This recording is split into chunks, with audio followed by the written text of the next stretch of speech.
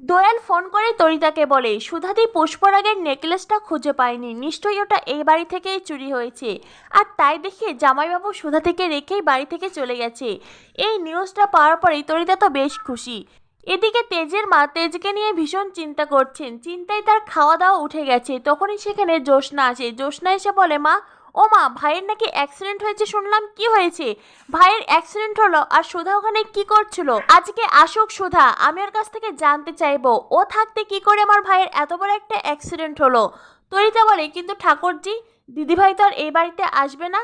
তখনই সকলে অবাক হয়ে তরিতার দিকে তাকিয়ে থাকে। তরিতা বলে, দিদিভাই তো বড় ঠাম্মির দেয়া ওই পুষ্পরাগের নেকলেসটা হারিয়ে ফেলেছে, আর তার জন্যই দাদাভাই একাই চলে আসছে।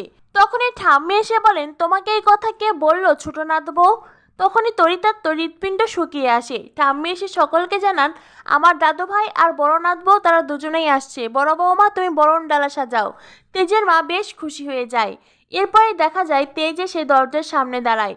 আর তরিতা বলে, এ কি দাদা ভাই, তুমি একা কেন? দিদিভাই আসেনি?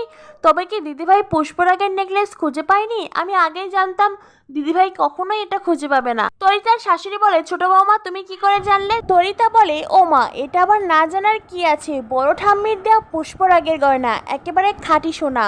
সেটা একবার হাতছাড়া হলে আর কি পাওয়া যায়? তখনই সুধা এসে বলে, আমি যে বলেছিলাম এই গয়না আমি ঠাম্মিকে ফিরিয়ে দেব, আমাকে তোমার কথা রাখতেই হতো। এই বলে সুধা এসে সকলের সামনে দাঁড়ায়। আর তেজ সুধাকে পাশাপাশি দেখে সকলেই খুশি হয়ে যায়। কিন্তু তরিতা মনে মনে ভাবতে থাকে, এত অল্প সময়ের মধ্যে দিদিভাই পুষ্পরাগের নেকলেসটা খুঁজে পেয়ে গেল।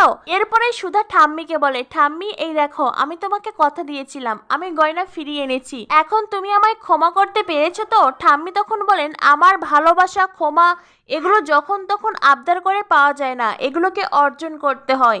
সুধা তখন বলে, আমি তোমাকে কথা দিচ্ছি ঠাম্মি, আমি তোমার ভালোবাসা, বিশ্বাস, ভরসা, ক্ষমা সব কিছুই অর্জন করব।